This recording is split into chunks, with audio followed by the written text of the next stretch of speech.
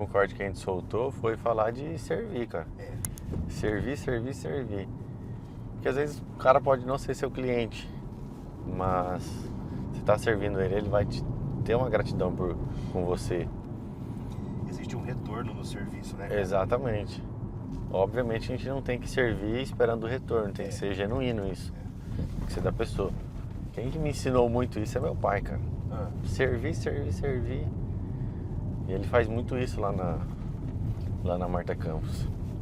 Cara, se ele vê um funcionário que tá com o olho meio caído, assim, meio cansado, ele já compra um whey, um multivitamínico e já ajeita a dieta da mulher. Que legal. E é uma coisa assim que, se pegar pra pensar, não é todo mundo que repara nisso. Então é o tipo de coisa que não é todo mundo que faz.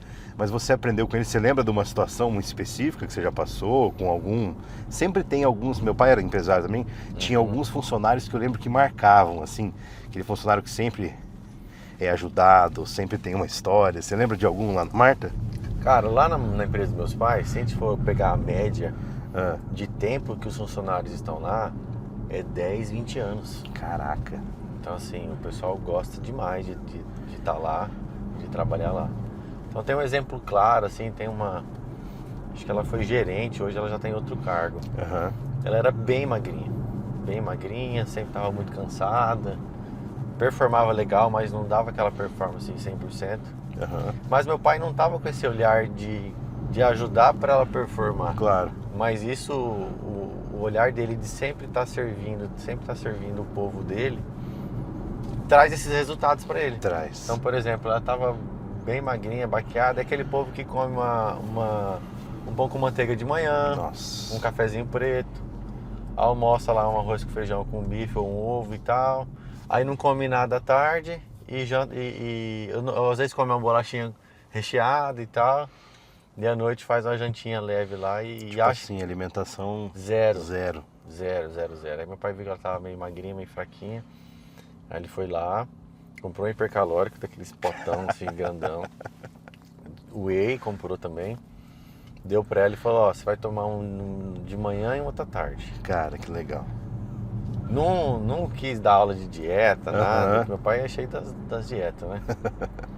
Mas só do hipercalórico, se pegar um hipercalórico que deve ter umas 600 a 800 calorias, dele passar isso pra ela e acrescentar 1.600 calorias na dieta dela... Ela começou a ficar corada, meu pai fala, começou a ficar corada. Caraca. E pelo antigo tem essa, tem que estar com a bochechinha rosa, né? Então começou a ficar corada, no mesmo tempo começou a performar mais, começou a vender mais. Que legal. E aí isso trouxe resultado para a empresa, mas o principal que ele me fala é o sentimento de gratidão que ela teve com meu pai. E é raso demais uma pessoa que olha para uma história, para um relato como esse e fala que seu pai fez isso só pela produtividade dela. Não. E outro Não caso que eu lembro que isso traduziu toda essa jornada dos meus pais, acho que a Marta Campos deve ter uns 28 anos, eu acho, 27 anos. Do lado da Marta Campos tem uma indústria, uma empresa que mexe com aqueles padrão de luz, aqueles... Os postes assim. Tem aqueles transformador. E transformador lá, não sei o que eles fazem lá dentro, que colocam na máquina que fica girando assim.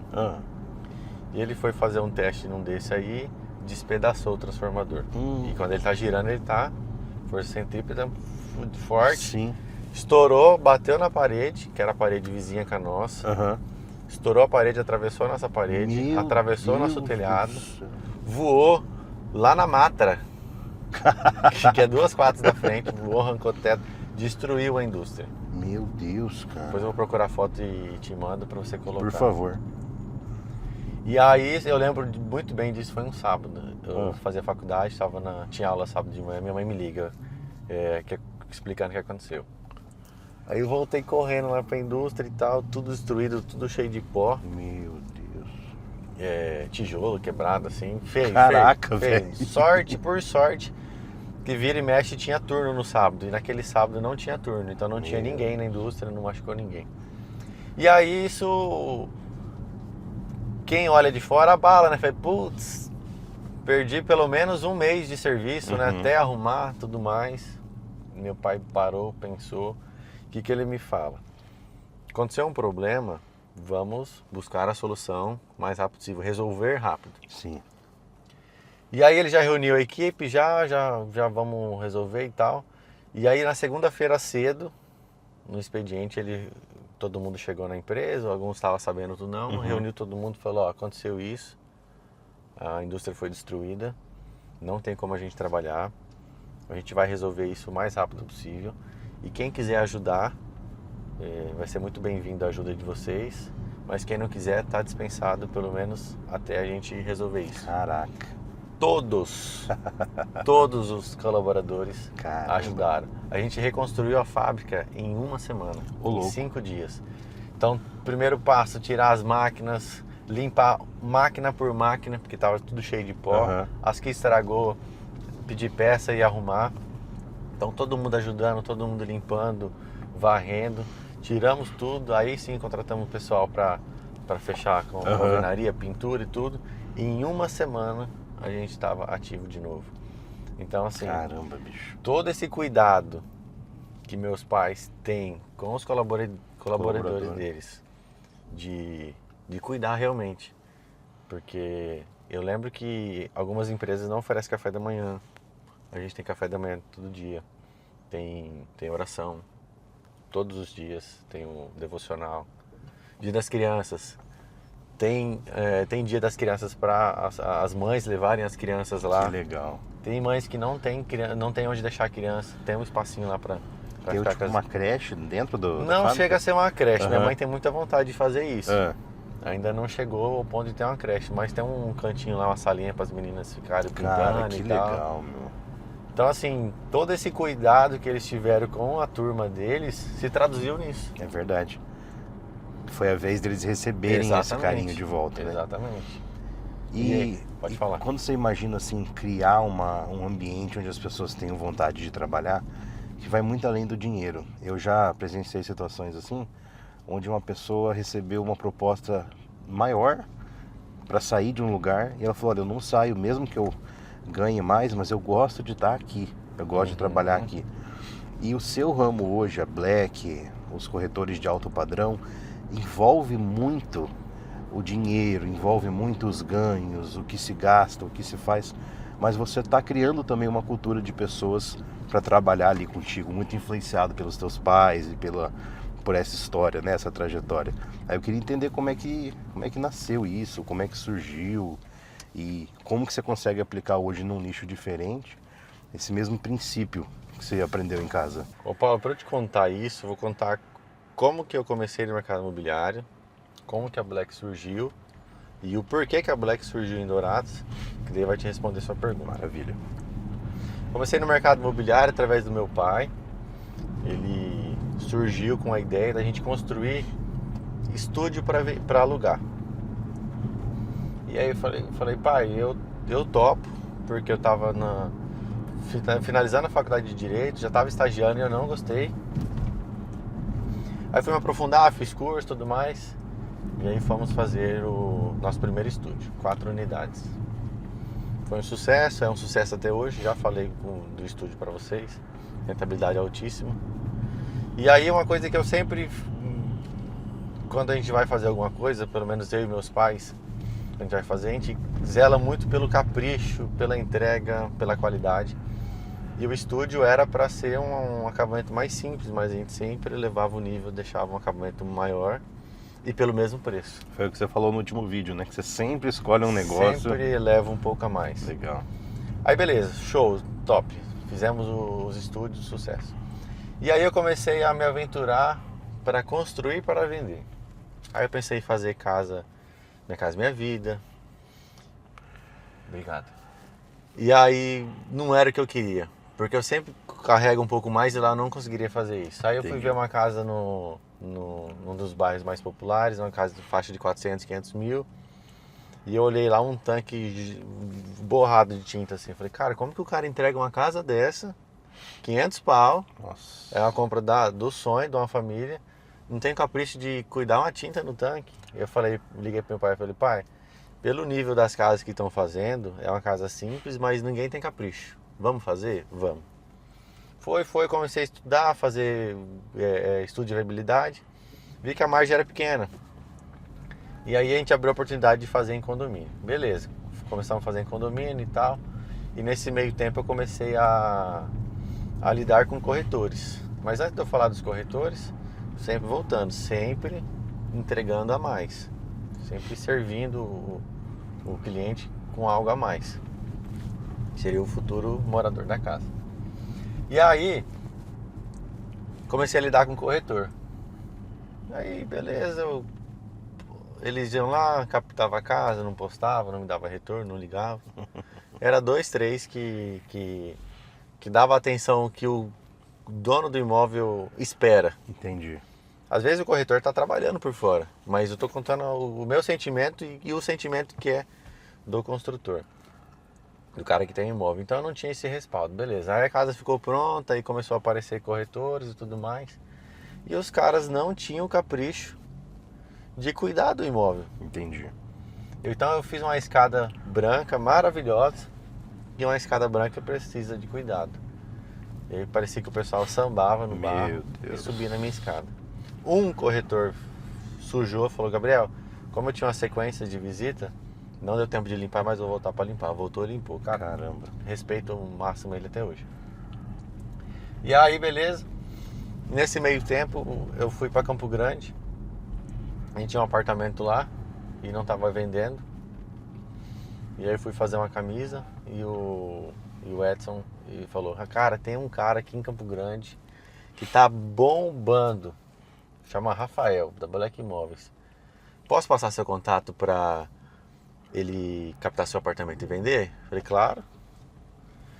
Foi tempo de eu sair da loja dele e ir pro apartamento. O Rafael me liga: fala, Gabriel, que é o Rafael da Black Imóveis e tal. O Edson passou seu contato. Posso passar aí no seu apartamento para fazer umas fotos? E o tempo de eu sair da alfaiataria, eu ia passar no apartamento, pegar minhas coisas e ir embora. Uhum.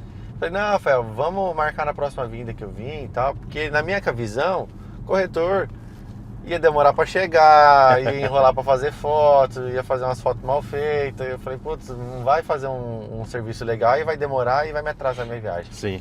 Ele falou assim: cara, 5 minutos eu tô aí. E 10 minutos eu faço material. Caramba. Falei: então vem. Beleza, cheguei lá. Aí ele chegou e eu olhei assim, ele chegando com um carro bacana. Falei: caramba, um corretor?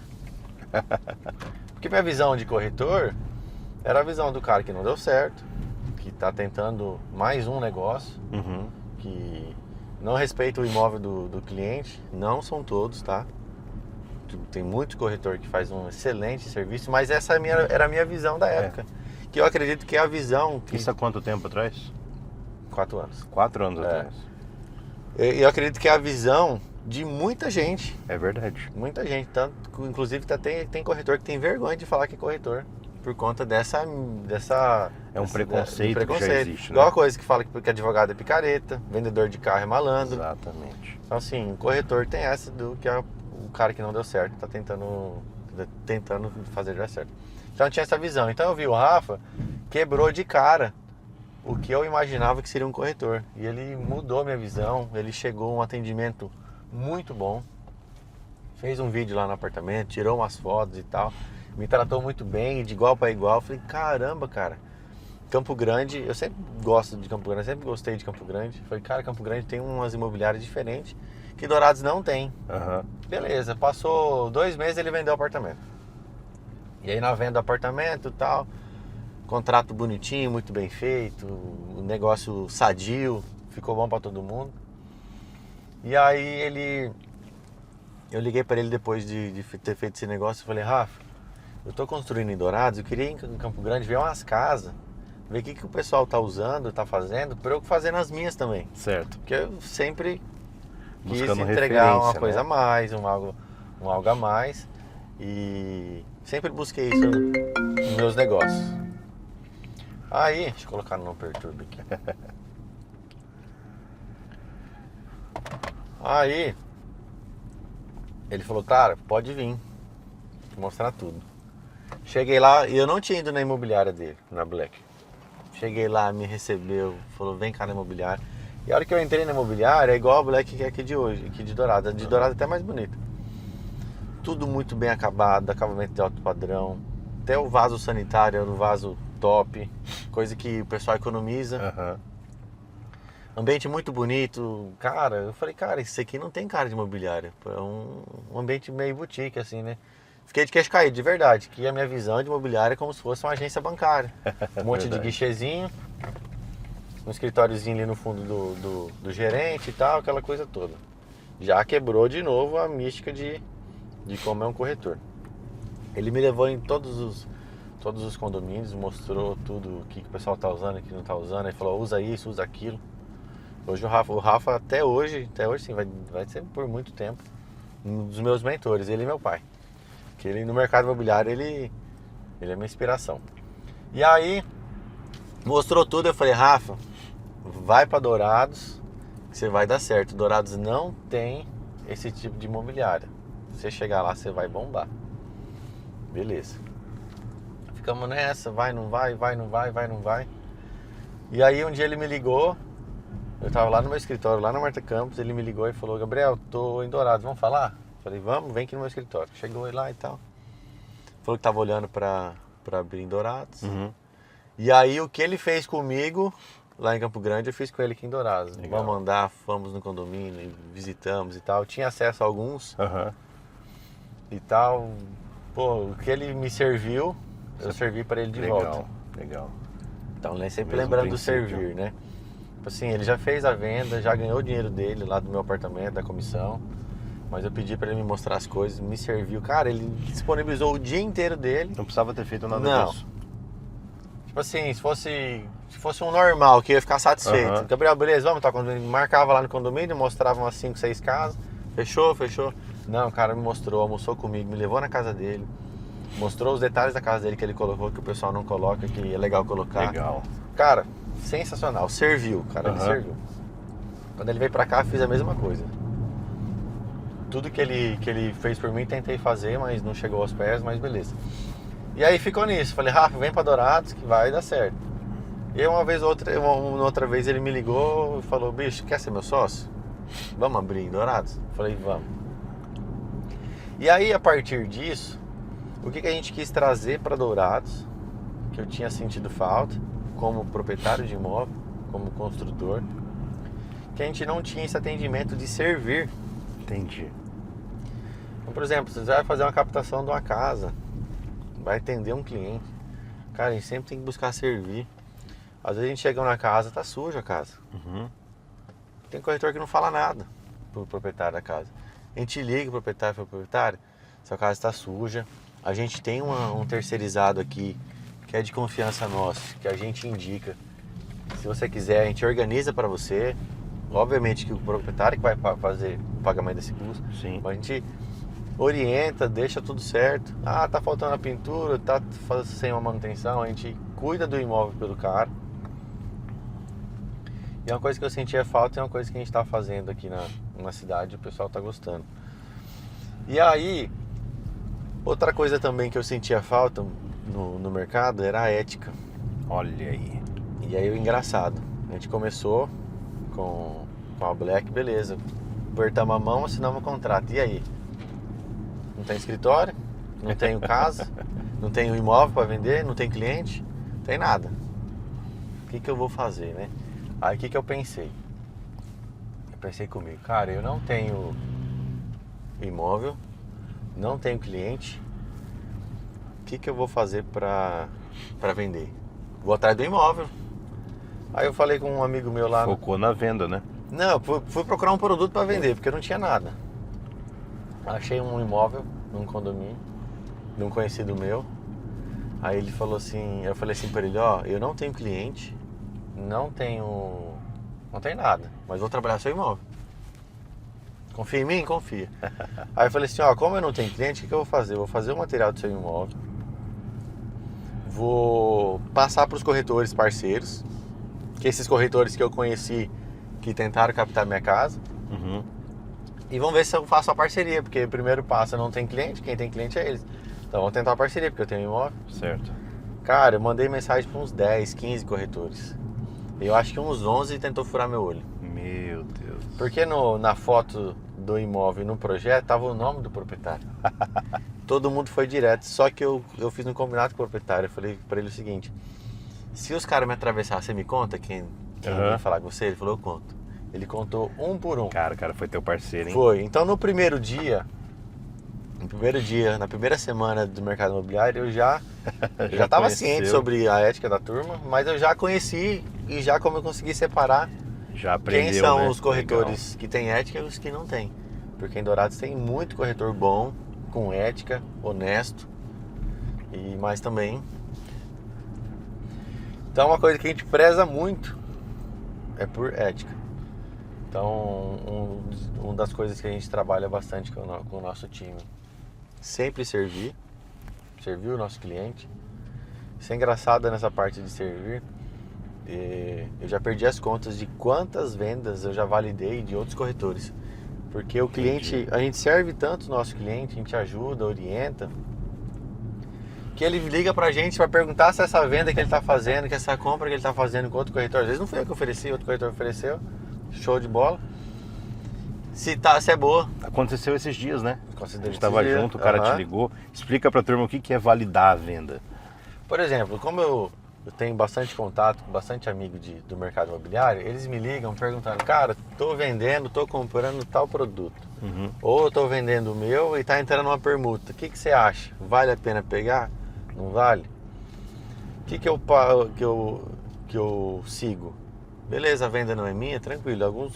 Alguns pensariam, beleza, a venda não é minha, então eu vou queimar. Sim. A gente eu, o Rafa e nosso time da Black, tem muitos outros corretores na cidade, não faz isso.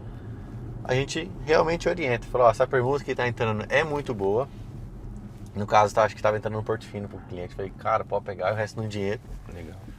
Então, bicho, pode pegar, sem medo nenhum. Se você não fizer esse negócio, eu compro sua casa e faço esse negócio por você, porque é um negócio bom. Então, assim, validei uma venda do outro corretor. Da mesma forma que se ele me perguntar e for ruim, eu vou falar, cara, não faz, é ruim. Esse é o famoso perder a venda, mas não perder o cliente. Exatamente. Né? Perdeu a venda, entre aspas, ali, que já não seria sua, mas manteve diante do cliente uma credibilidade, né? Exatamente. O cara e isso é muito maluco. O cara tá comprando de outro, mas ele ligou pra você pra validar. Então isso tem muito valor. E o cara que não reconhece isso tá com uma mentalidade muito longe do que precisa pro mercado, né? Exatamente. Que é o que você encontrou aqui.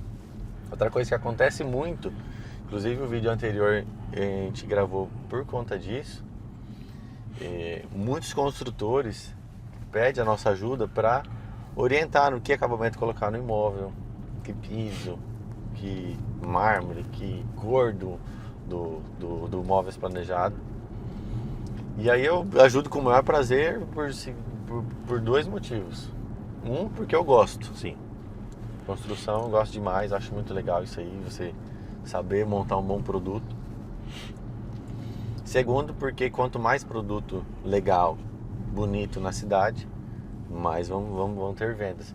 E terceiro, que eu crio uma relação, crio amizade com o construtor, que o outro corretor que não consegue servir dessa forma, ele não consegue ter essa amizade com o cara. É benéfico para você a longo prazo isso. Exatamente. Né? A gente está aqui conversando, pessoal, os construtores ligando pro Gabriel, teve que colocar no não perturbe o celular. O seu João tá me ligando aqui. Inclusive, a gente vai gravar com o Rodrigo, a gente tem uma confraria construtiva. Quando que é? Hoje. Ô, louco. Hoje. Mais tarde a gente vai lá no escritório do Rodrigo, vamos gravar com ele. Porque o Rodrigo que criou essa confraria, eu entrei um pouco depois. E qual que é a ideia dessa confraria? Porque o Rodrigo também, ele orienta muito os clientes dele na escolha do material. Então, se vocês vão ver nesse vídeo que a gente postou, o último vídeo. E a confraria, a ideia é reunir a turma do mercado imobiliário. Construtor, arquiteto, engenheiro, corretor, vendedor, lojista, móveis planejado, vidro, tudo que envolve o mercado imobiliário. E qual a ideia? É juntar todo mundo em um ambiente descontraído, tem um churrasco gostoso, tem um choppzinho pra gente tomar, conversar, dar risada, falar sobre o mercado imobiliário e compartilhar a experiência. E essa confraria, além de toda essa bagagem que eu falei, de servir, orientar os construtores e tudo mais, que eu crio essa amizade com a turma, e essa turma tá lá junto comigo no evento. Exatamente. E aí é benéfico para os outros sócios do evento. Porque os outros sócios do evento faz isso, o Rodrigo faz isso, toda outra turma faz isso. E cria uma rede de relacionamento. Então eu tenho a minha rede. Exatamente. Né? Eu tenho a minha rede, os outros sócios têm a rede deles. A gente chama 5, 6 por evento. Junta todo mundo, faz amizade todo mundo, já vira amigo, já sai negócio, ou compra um na loja do outro. Cara, é muito louco isso aí, cara. E tem muita gente que tem uma visão errada a respeito desses eventos de networking, que acha que o evento o cara vai só pelo interesse. E na verdade não, as pessoas precisam fazer negócio de qualquer forma. Então que a gente faça com amigo, né? Exatamente. Que a gente faça com pessoas que a gente gosta de estar junto. E hoje a gente vai mostrar um pouquinho de como é preparar uma confraria também, né? Uhum. Ó, e só lembrando, turma, se inscreve no canal, deixa o like e compartilha com seu amigo que quer participar da confraria, que é construtor. Fala para ele mandar um oi lá no Instagram pra gente começar uma amizade. E daí dá pra você participar do próximo. Pô, a gente pode trazer um inscrito do canal. Dá também. Pra participar da confraria, hein? Uhum. Show de bola. E essa confraria vai ser grande, cara. A gente tem vários tamanhos, a gente testa várias formas. Nós somos em 6 ou 7 sócios. Tem confraria que a gente chama, cada um chama um. Tem outro que cada um chama 2. Legal. Tem outro que cada um chama 7. A de hoje como é hoje que é? Hoje é de 5. Caramba! Então vai bastante gente. 35 pessoas. Isso é bem legal. Show de bola. Chegamos aqui na Black. Então vamos embora. Bora. Um abraço. Fecha a lente aqui pra nós. Bigode, faz tempo que você decidiu trabalhar com barbearia? Ó, já tem algum tempo já, hein? Eu atuo aí na área já tem 8 anos, cara. Aham. E assim, eu acho que corte de cabelo é uma arte, né? Uhum. Não é somente a gente chegar e cortar. Aham. A gente pegava o tempo de 8 anos, te conheci lá na época da Dom Vito e tal. Sempre cortou o cabelo dos meus amigos, mas o meu não. Porque barbeiro é aquela coisa, você começa com um e o cara não quer trocar, né? Ele fica resistente. Só que nesse meio tempo, eu vi que você se aperfeiçoou. Tem até o certificado dele aqui na parede, ele foi fazer curso.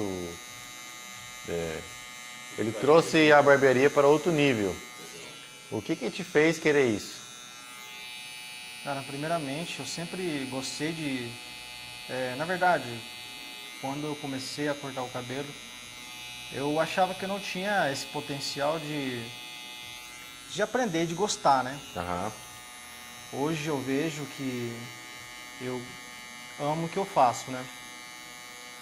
E isso me motivou bastante em correr atrás e trazer o melhor o melhor para o cliente, né? Uhum. Então, hoje em dia, para mim, o cabelo não é somente um corte de cabelo, mas é uma arte. Vou falar nisso, o pezinho tá querendo enrolar, será que dá pra tirar um pouquinho? Dá sim, vamos tirar um pouco. Aí que entra a diferença do barbeiro e do visagista, né? Pra quem não entende, como é que é isso aí? O barbeiro normal e o barbeiro visagista, né?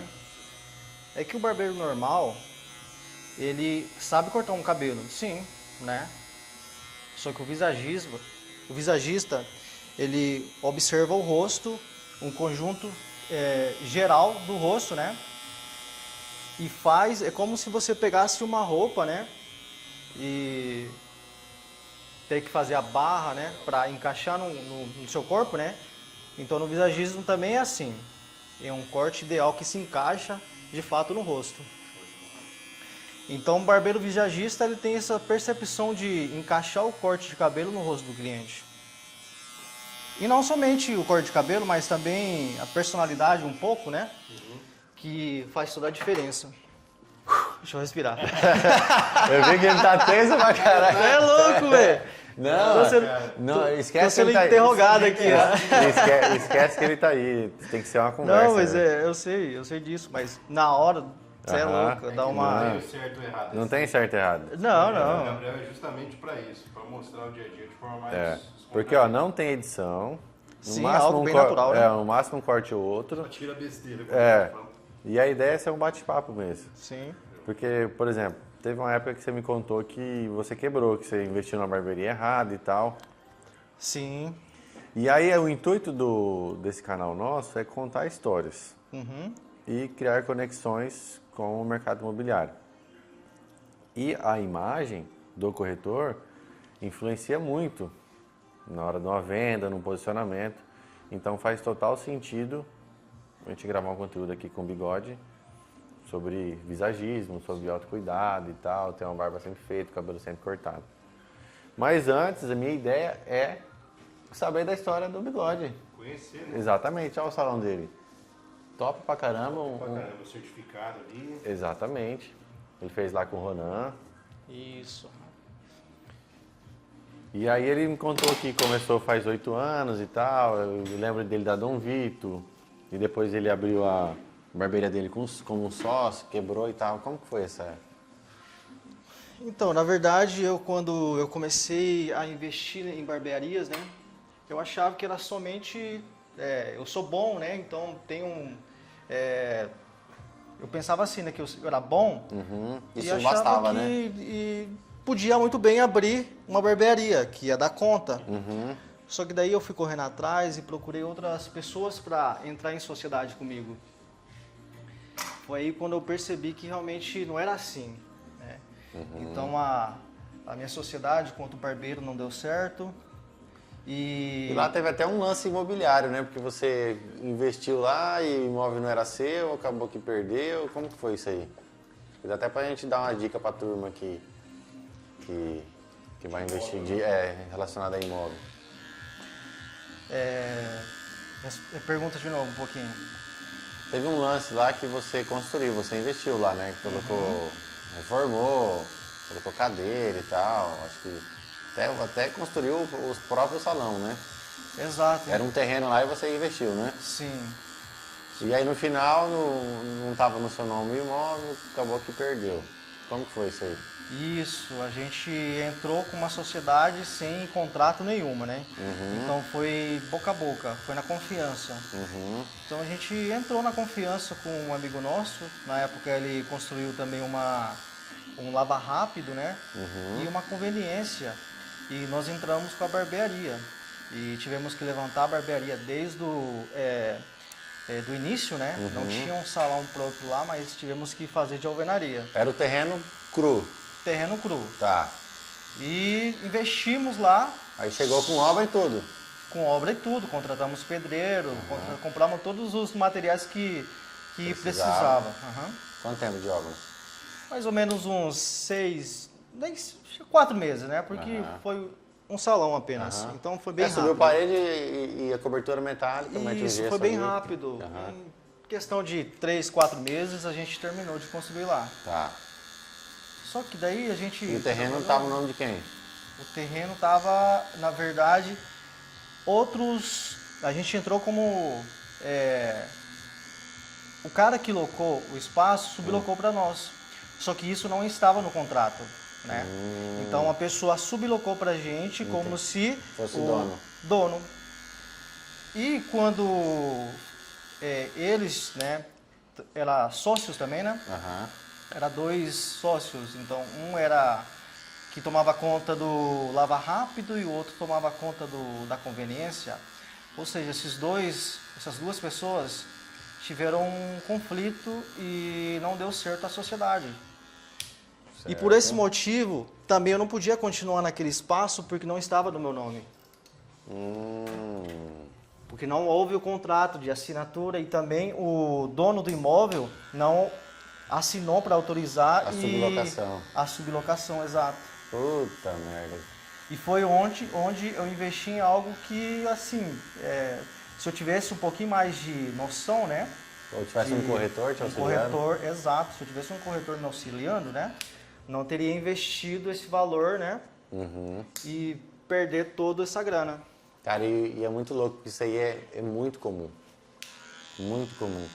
Uma das coisas, até estava falando pro Bigode que acho que foi de outro imóvel que ele estava comentando, uma das coisas que a gente mais leva em consideração na imobiliária é matrícula do imóvel. Porque pode chegar um doido lá falar que ele é dono do imóvel, se a gente não pega a matrícula, ou às vezes não está escriturado o nome dele, mas ele tem um contrato de compra e venda, ele comprovar a veracidade que ele é realmente o dono do imóvel, A gente não pega esse imóvel para vender, para alugar, para trabalhar, porque pode acontecer isso. Imagina o cara chega lá, um doido, coloca o imóvel pra gente vender ou alugar, a gente vende, e o imóvel não é do cara? Aí é complicado. É, exatamente. Aí o cliente tem prejuízo, a gente trabalha à toa, perde tempo. E, cara, em Campo Grande teve muito isso aí. Os caras tinham uma quadrilha, já foi preso, aí no jornal. Os caras alugavam o imóvel e aí ligavam nas imobiliárias, colocavam o imóvel para venda, geravam visita, vendia, pegava o dinheiro e sumia. Vazava. Nossa, cara. Mas aí depois foi, não deu certo, aí você veio pra cá. Pois eu tive que procurar outras barbearias, né, pra começar a levantar esse dinheiro. Na época eu perdi até o meu carro, né, então fiquei a pé. E assim, quando a gente passa por esse momento, qualquer lugar servia, né? Nessa época eu desisti um pouco, né? Eu falei, cara, vou focar em mim agora, vou trabalhar em algumas barbearias e futuramente eu penso em montar algo pra mim, né? Então aquilo me deixou muito mal. Isso faz quantos anos? Tem uns 3 anos já. Tá. Isso foi no finalzinho da pandemia. A pandemia acabou que foi no final de 2021, foi, né? Foi. E comecei a trabalhar na Dom Vito. Voltei para Dom Vito, né? E trabalhei mais um ano. Eu tentei assumir a Dom Vito também lá, só que não deu certo. E assim, peguei e devolvi a barbearia pro dono. E falei assim, cara, não sei mais o que eu fazer. E quando que foi essa virada de chave sua? Isso foi depois que eu saí da Main Space, né? Na verdade, eu saí da Dom Vito, né? Então, perdi a barbearia, fui para Dom Vito, e da Dom Vito fui para Main Space. E da Main Space eu tive que montar uma barbearia pequena, mas gastei bem pouco, né? É só uma sala Aquela e 3 cadeiras, grande? sim. Sei. E ali eu trabalhei um ano, eu falei, cara, eu preciso estudar. Na época eu já estava pensando em estudar alguma coisa que não seja relacionada à barbearia, né? Porque eu já estava um pouco cansado de trabalhar com barbearia, né? E foi onde eu comecei... Tá, tipo, você pensou, sei lá, fazer uma faculdade, algum curso relacionado a outro assunto? Relacionado a outro assunto, né? E na época eu estava pesquisando ainda. Pensou em ser corretor? Pensei.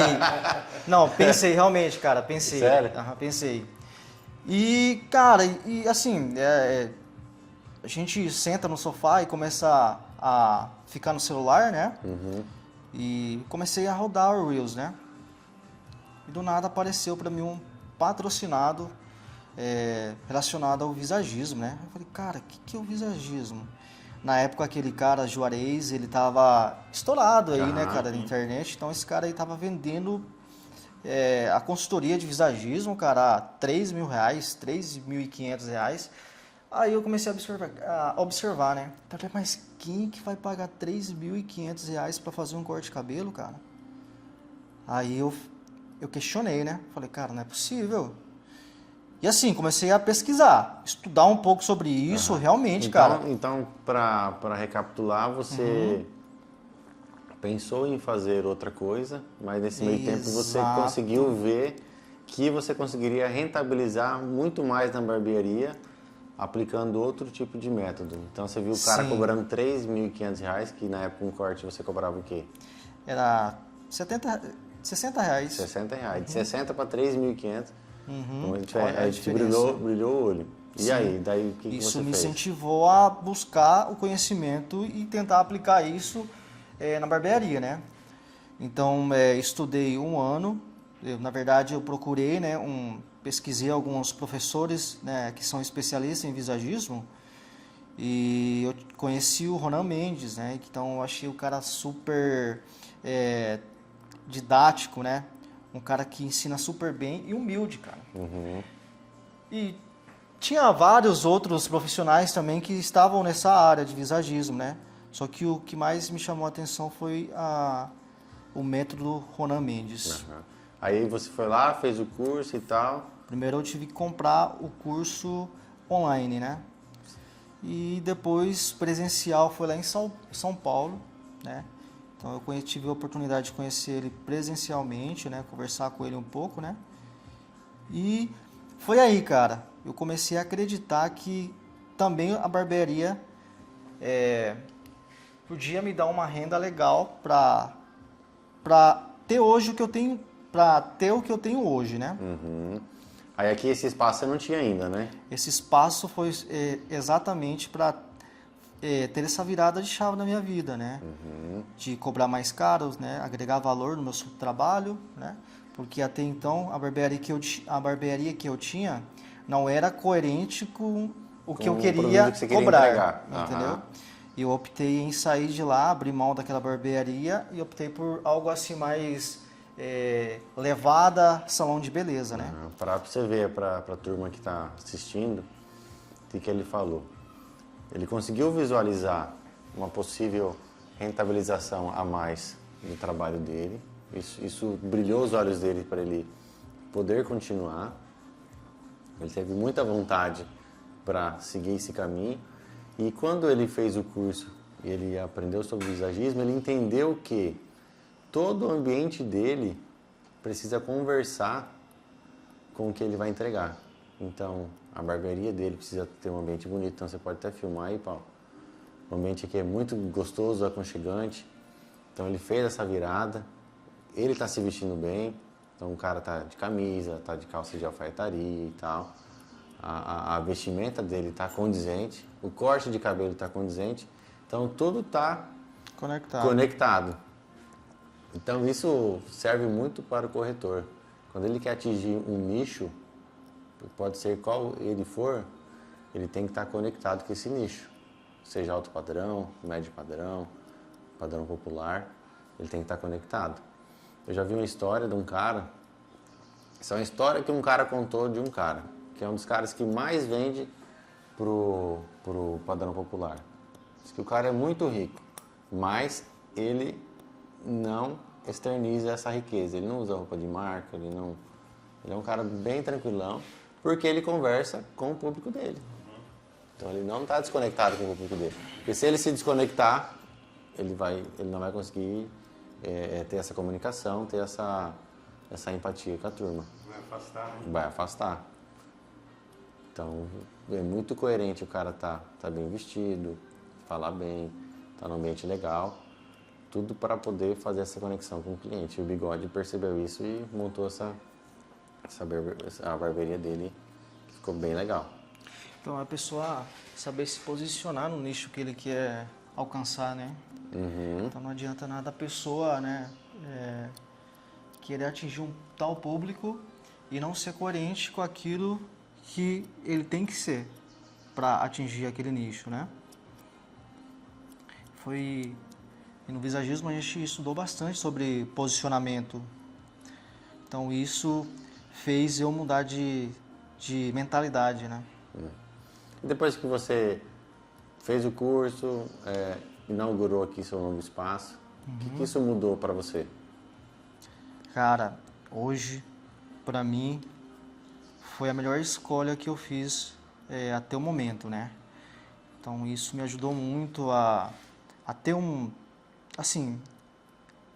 me ajudou muito a poder estudar mais sobre outras coisas também, né? E hoje eu consigo cobrar um pouco mais pelo meu trabalho, né? Tenho um filho, tenho uma família também. Então isso me ajudou muito, cara. Essa virada de chave aqui foi o começo de uma vida melhor que está vindo por aí. Você pensa em expandir o seu... Penso, mas ainda estou estudando bastante para começar a dar curso sobre visagismo, né? E por aí conseguir captar outros barbeiros para trabalhar para mim.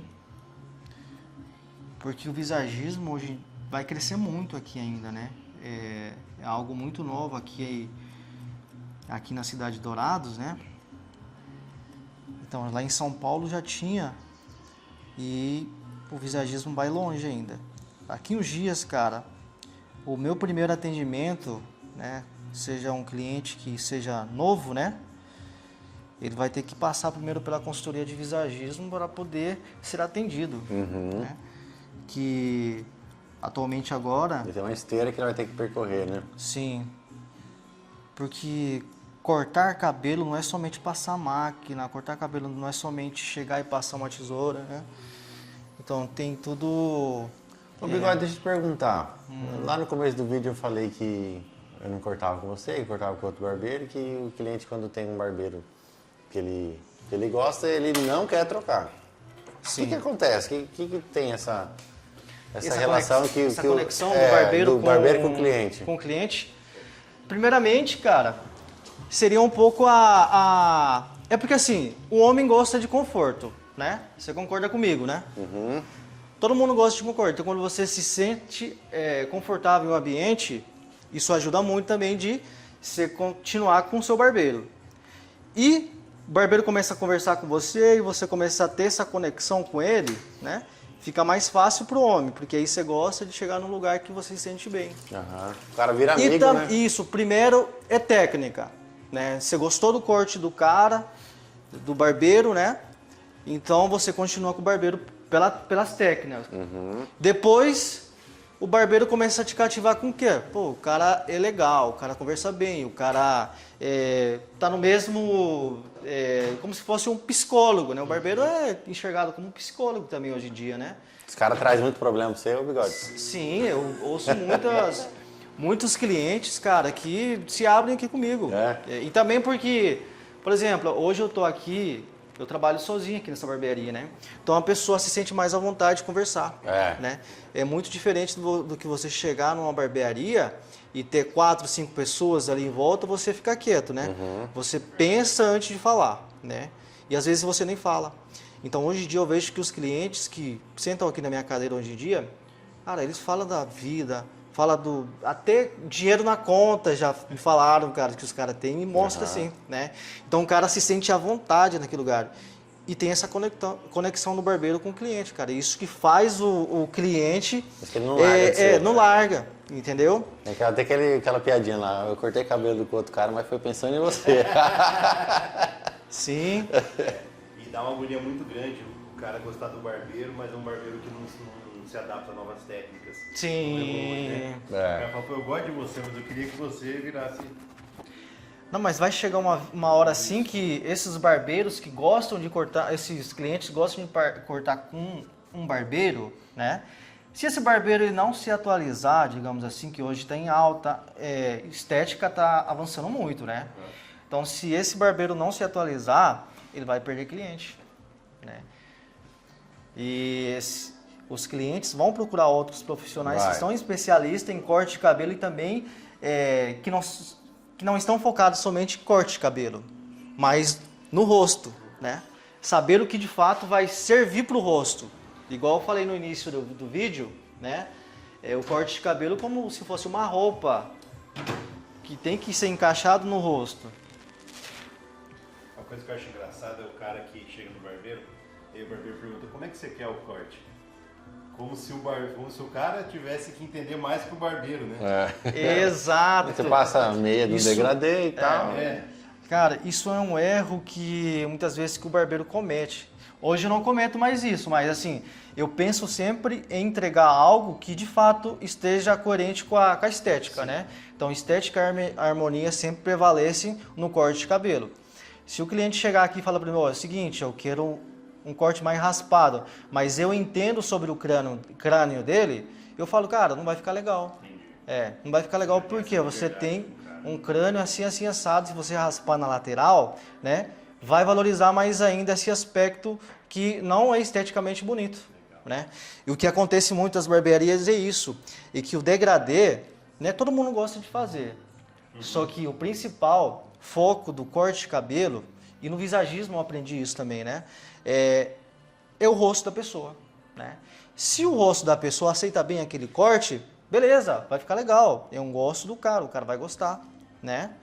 Então, se não encaixe, eu falo, cara, não dá certo assim, vai ficar ruim, mas eu posso fazer, porque quem sempre tem razão é o cliente. Não, mesmo assim eu quero, né? Se o crânio não tá legal para aceitar aquele corte, mas eu quero do mesmo jeito. Aí eu faço. Mas eu tenho que chegar e falar para o cliente o seguinte, assim, o seu rosto é assim, assim, assado, vai encaixar melhor esse corte, mas se você preferir isso, eu faço para você, né? Talvez eu nem faço também, porque às vezes isso não vai ser bom para mim, né? A pessoa sair da...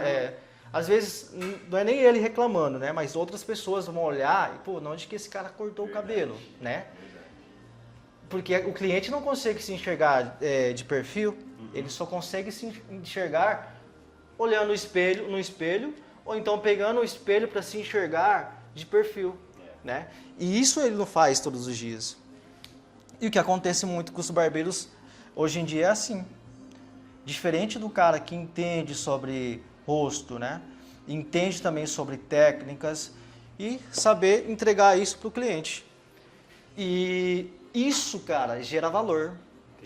Se essa pessoa ela pode cobrar, ele pode cobrar um pouquinho mais alto do que o normal, né? Hoje em dia os cortes aqui em Dourados, né, é de 45 a 70 reais, né? Essa é a média de valores. Ou seja, se eu entendo sobre rosto, né? Eu sou um cara que sou especialista em rosto e também tenho técnicas que a gente tem nas barbearias, né? Eu posso cobrar 100 reais, o cliente vai pagar, né? O cliente, claro que os douradenses, né? Isso é comum, todo mundo falam isso, né? Deixa eu passar aqui um pouquinho. Que é caro. É caro até o momento, né? De você entender que, nossa, cara, o cara entrega mesmo o serviço, então eu pago esse valor. É diferente, né? É diferente, cara. Então é mais ou menos isso, o Campos.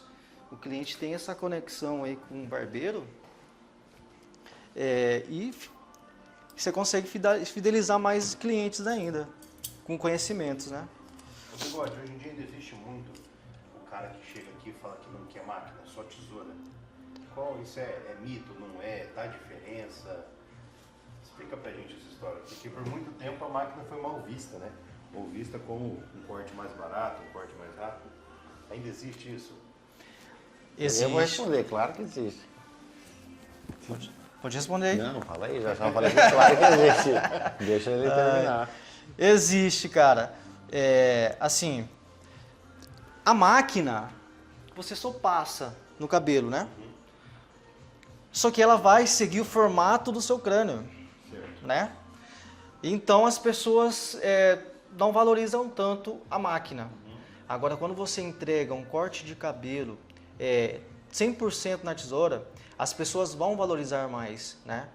Porque nas barbearias comuns os barbeiros utilizam mais o que? Máquina. Né? Então eles pensam em trabalhar um corte de cabelo em 15 minutos porque eles trabalham com volume. Ou seja, na tesoura você não consegue fazer um trabalho bem feito em 15 minutos. Por isso que as pessoas ainda valorizam mais ainda o corte de cabelo. Foi isso a sua pergunta mesmo? Foi, né? Foi. E hoje, por exemplo, aqui na barbearia, dificilmente eu utilizo máquina. Dificilmente. De 10 clientes, um cliente pede para passar máquina. E tanto é que agora, semana que vem, eu estou indo fazer um curso lá em Campo Grande. Você ia falar que semana que vem ia jogar a máquina dele fora. Ai, cara, semana que vem eu tenho um curso lá em Campo Grande, que eu não sei de onde que, não lembro de onde que esse profissional reside, né? Mas eu sei que ele é profissional na tesoura, cara. Então ele vai estar aqui em Campo Grande e vou lá, cara, fazer um curso de 2 dias com ele, técnicas de tesoura. E a questão é, cara, o cara tem que investir, o cara tem que ir atrás de conhecimento, porque muitas vezes o que eu entrego aqui é bom, cara. Só que sempre vai ter um cara que é mais técnico do que eu, sabe? Então a gente tem que correr atrás, a gente nunca sabe de tudo. E a tesoura, cara, tá em alta hoje em dia.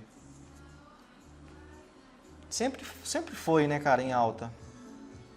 Show de bola. Então não é mito, É verdade. Realidade. E tem uma discussão dos barbeiros que usam a máquina, talvez seja que as máquinas hoje são mais modernas e que não dá diferença. Isso era coisa de um tempo atrás. Não é bem assim. Isso.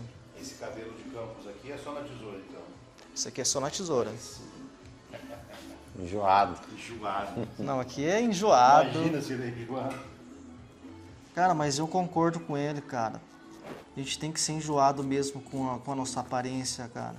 Porque, assim, a sua imagem fala primeiro, né? Depois a sua fala.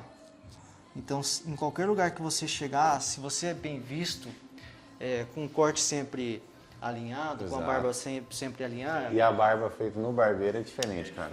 Em casa não fica igual. Não. Fica uns pontinhos pretos, né? Sim. Quando tocar na navalha no pescoço, eu não... Não falar muito não, cara, que... Esse é um bom momento para fazer o Pixel. Cara, e aquele dinheiro lá, Campos, que você me devia, cara? E aquele terreno? O que você estava explicando pra gente da proporção áurea, Bigode? Cara, então, hoje em dia, cara, o que acontece, né? A beleza está muito próxima do natural. E a proporção áurea, ela está em toda a natureza. Por exemplo, nessa planta tem também a proporção áurea. No rosto do Campos, também tem a proporção áurea. É uma proporção natural da natureza, né? E isso a gente aplica no visagismo. Então, assim, por que as pessoas hoje em dia gostam mais do natural? Porque o natural é bonito, né? Isso o Ronan mesmo fala, que a beleza está muito próximo do natural. Agora, por exemplo, ninguém, cara, os meus clientes que eu atendo aqui, eles não gostam de uma barba muito desenhada, um corte muito bem definido, então sempre algo mais natural. Que isso... Então, semana retrasada o Bigode não pôde atender, eu fiz barba em outro lugar. O cara marcou tudo a barba, ficou feio, cara. Parecia aqueles árabes, sabe? As barbas quadradinhas. Desenhada na rena. Ah, cara, mas assim, eu também já fui assim, cara. Eu fazia eu acho que falta um pouquinho para esses barbeiros, mais de conhecimento mesmo, né? Se ele tivesse um conhecimento de proporção áurea, né? Ninguém, se você chegar no barbeiro, o que é proporção áurea? Por exemplo, se eu pegar essa planta aí, ela não tem proporção. Ela não tem simetria, não, mas ela tem a proporção dela. Tem a proporção áurea dela. Ela é assimétrica de uma forma que fica simétrica. Isso. Cara, não existe nada na natureza que é simétrico. É sempre assimétrico, entendeu? Não existe simetria exata. Então, nas plantas, em toda a região, no seu olho, na sua orelha, o tamanho do seu nariz, o tamanho da sua boca, tem que ser proporcional ao seu rosto, entendeu? É muito louco, cara, bizarro você estudar sobre proporção áurea. Eu tô começando a estudar sobre isso também. Você quer dar uma mexida na costeleta? Eu vou mexer agora pra você, tá? A barba tá bom essa altura. Tá bom. Então criamos uma mandíbula. Olha aí. Preenchimento e barba. Cara, quem tem barba hoje em dia não precisa investir em harmonização facial. Só se a pessoa gosta de algo mais organizado, né? Por exemplo, quando você deixa a barba sempre baixo, né? Isso vai deixar você mais... seu rosto mais limpo e também, cara, fica mais organizado o seu visual, né? Eu prefiro. Se deixar a barba muito volumosa, ela fica espetando, né? Sim. Pode dar uma olhada se tá bom essa foto. Tá bom. Bom, né? Você viu, cara, que esses preenchimentos aí, cara, tá tendo data para acabar? Mas você fala que o povo não vai querer mais? Assim, Também. vai ter ainda o público que vão fazer isso, né? Mas tá entrando aquele crânio, deixa eu lembrar aqui o nome. Crânio, deixa eu lembrar aqui, como que é o nome mesmo, cara? Crânio maxilofacial. Que, por exemplo, você não precisa... É como se fosse um prótese implantado no seu... Ah, eu sei, meu amigo tem. Implantado no ângulo da mandíbula, no zigomático aqui, sabe? E no mento também, que é no queixo. Troca uma vez Cara, só. algo definitivo, né? Não compensa muito mais você fazer algo definitivo, né? É. Vamos dar uma olhada aí. Tirar o volume dela só um pouquinho. Vamos tirar. Das duas e já era. Mas você já me rendeu um corte maravilhoso. Qual dessa? É.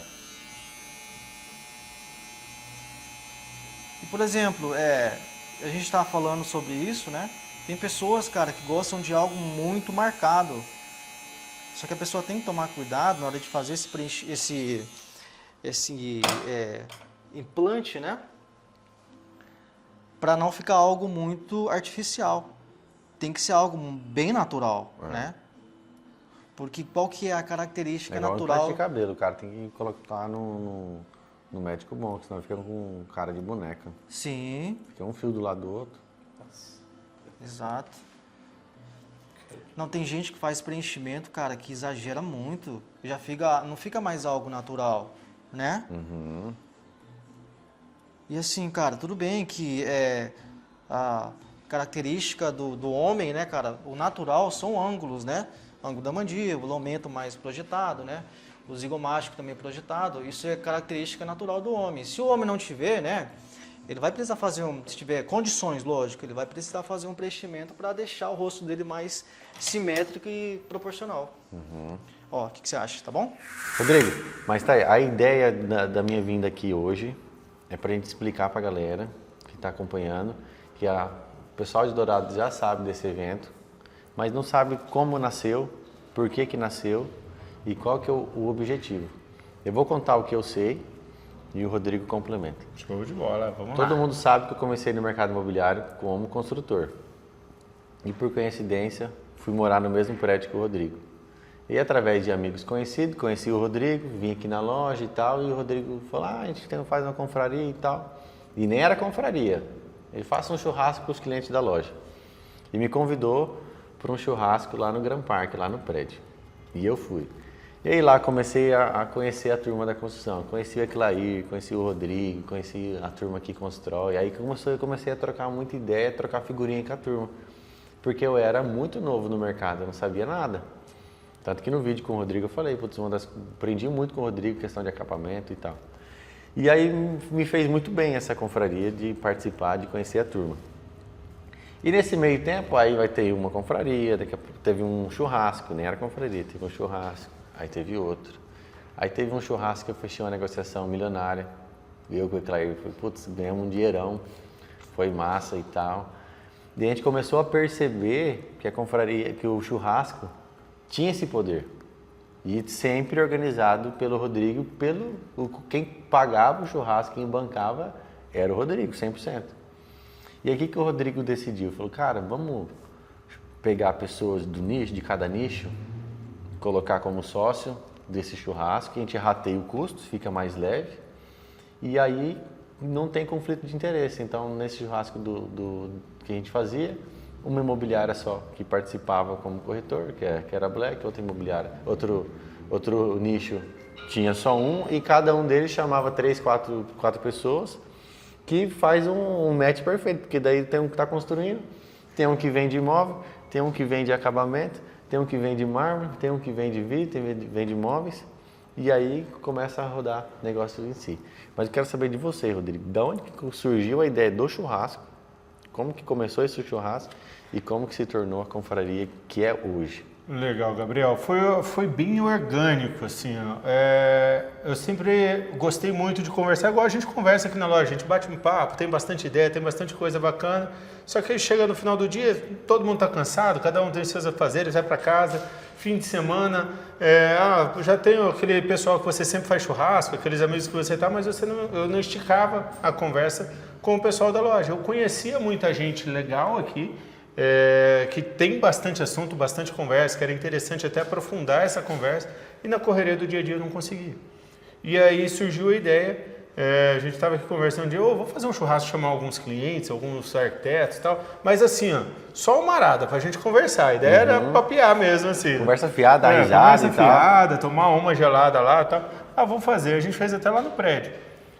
Foi bem bacana, fizemos um churrasco bem gourmet ali, e cada um levava a sua bebida na época ainda.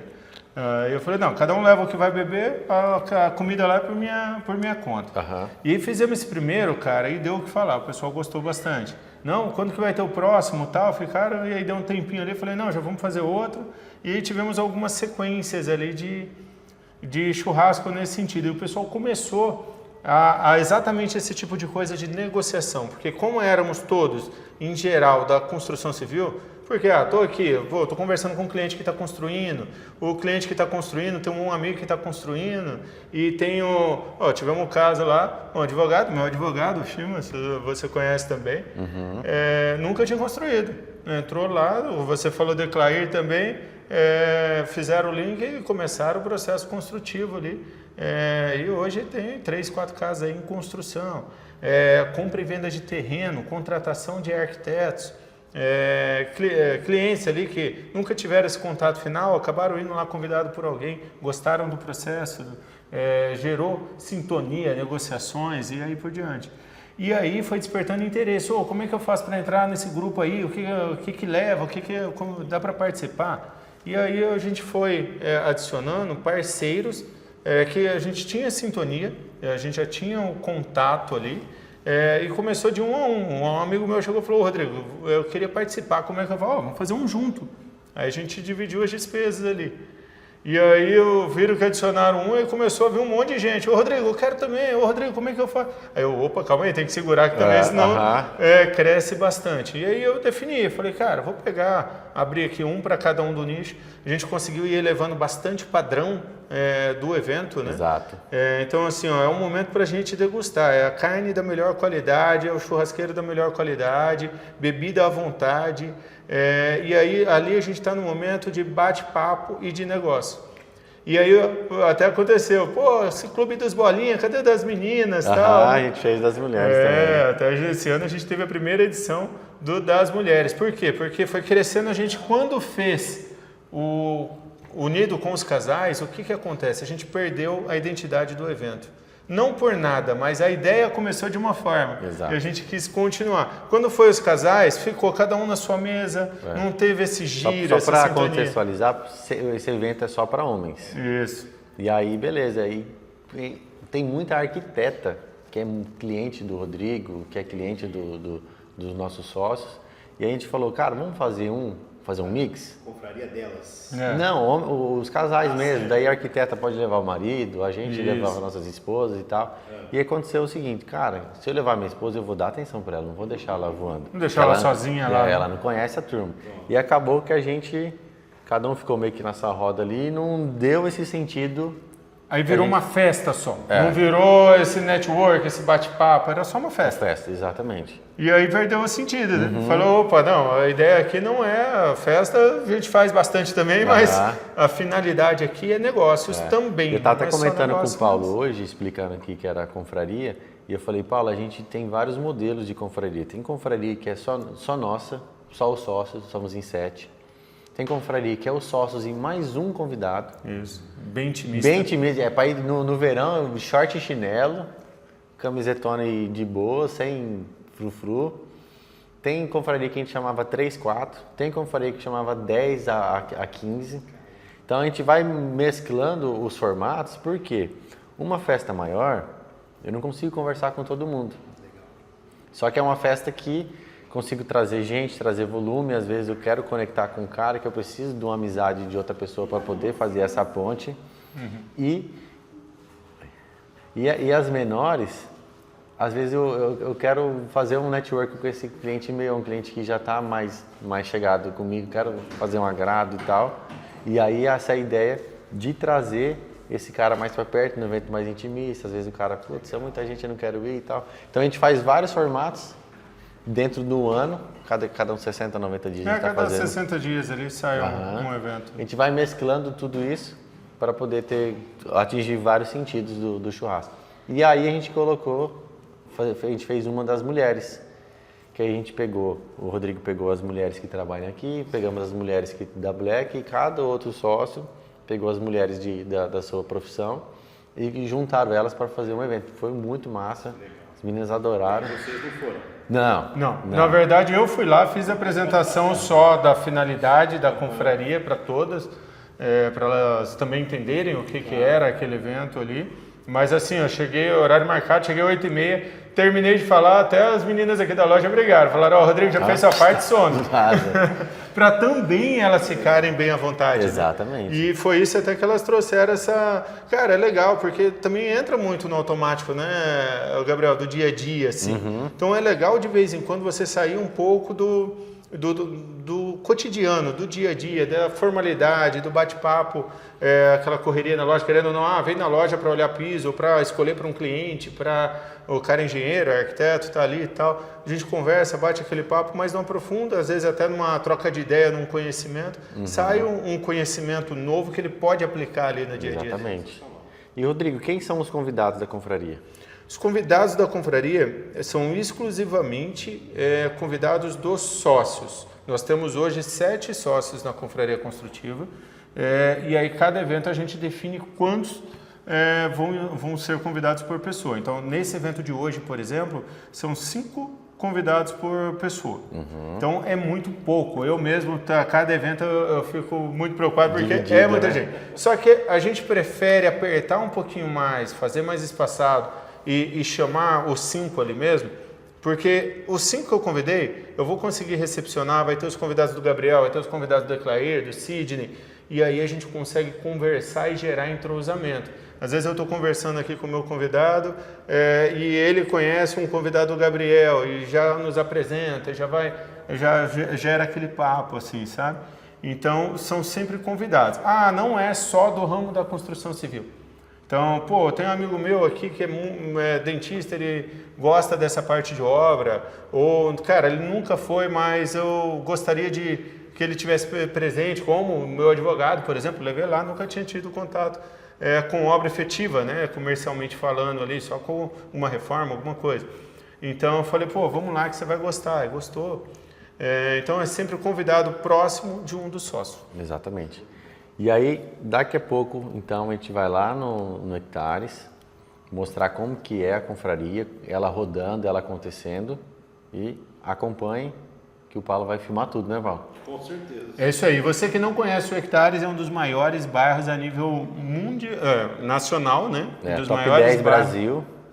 Top 10 Brasil.